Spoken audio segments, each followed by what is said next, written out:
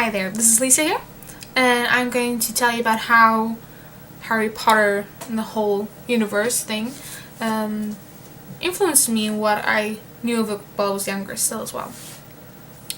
I first got introduced to Harry Potter through my sister, who read the first two books to me and the beginning of the third one, and it was pretty cool because we'd sit together on her bed and she'd read to me aloud to me because I was still pretty small and I couldn't read that well. Bit of a... not anymore though. And she would have read the third book to me as well, I think, but since the whole plot kind of scared me with like the dark wolf grim dog thing running around and I don't know, with the whole murder idea as well, it kind of freaked me out as a kid. And I would be like, no, don't read to me, this is creeping me out, la la la. And she kind of got pissed off and she's like, okay, you read your own then. So I was then forced to read all the books on my own. I waited a while, of course, and then I read all the books. And I remember every single time the new book came out, there was a fight in the house about who was allowed to read it first or second or whatever, like the whole pecking order thing going on. Since like the arguments would come and be like, you read too slow and you hog the book forever. Lots of arguments like that came up. Every one of us was like, no, I want to read it first. And usually I was third because I'm the youngest of three and I had to wait like forever and it was depressing me because I read like the fastest from all of us at home, and I always thought like, please let me read first, and then of course it wasn't, and there was this whole danger of like spoiler alert almost because one would be finished and you'd want to talk to somebody else about what happened in the book but you couldn't because they hadn't read it yet. So that was how like the Harry Potter books found its way to me. And my favorite book of those would have to be the third book because first of all Sirius was introduced and I like the whole, now I can say I like the whole idea of like the hippogriff. The whole creature thing was pretty cool, but also time turn, and it wasn't as depressing as the fourth book. It's still kind of lighthearted and Sirius isn't dead yet. Okay, and I've heard all of them are also on Pottermore, which I find pretty cool, but I waited for the beta testing to open and I think fate decided to not let me into it. So I clicked on the button and they're like, no, too late. I was like, what? I want to. But then I had to wait and I like every week I check up and like, okay, it's like 2 more weeks left or 1 more week or 3 days. And so finally the day came where everyone was allowed to make an account, log in, and I did everything.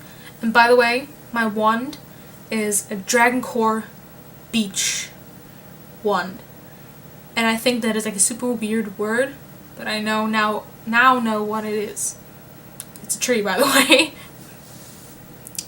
And so the sorting came, and I had always done these previous like sorting quizzes and everything, and it was like always a difference between Slytherin and Gryffindor. I have no idea why it was those two, but it was always like 70% Gryffindor and then 30% Slytherin. And I landed up in Gryffindor, which is pretty cool, but we kind of like always keep losing against the Slytherins. Damn. And so I like now can chill through the areas, and I'm not on very often, so sadly enough I don't really earn house points. Shame on me, I know. And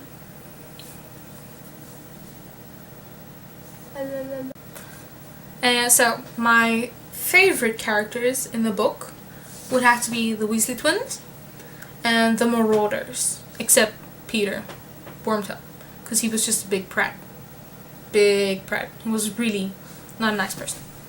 I think they have to be my favorite characters because I don't know, they were very lighthearted in comparison to, I don't know, darker characters like Snape, who I think I never really understood while growing up, well, being younger than now, I have to say.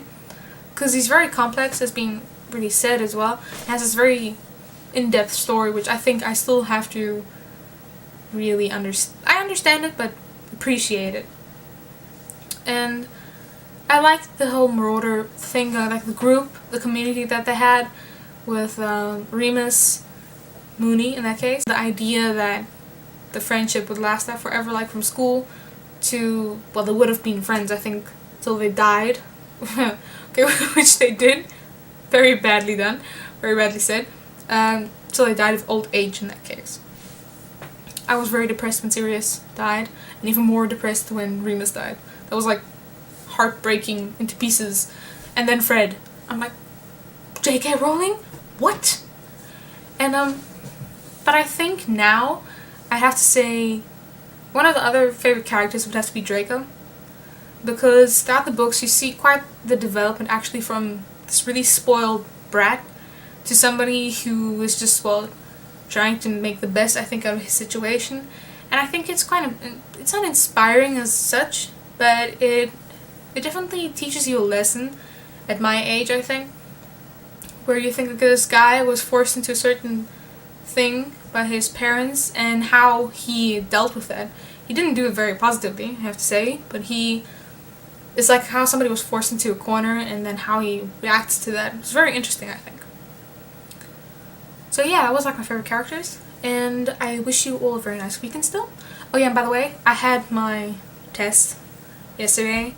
I got a C, which is a 3 in German, the mark, which is okay, but she like totally did the wrong questions, and it was kind of a crappy topic, but it was okay. My mom's only comment was, I didn't expect something else.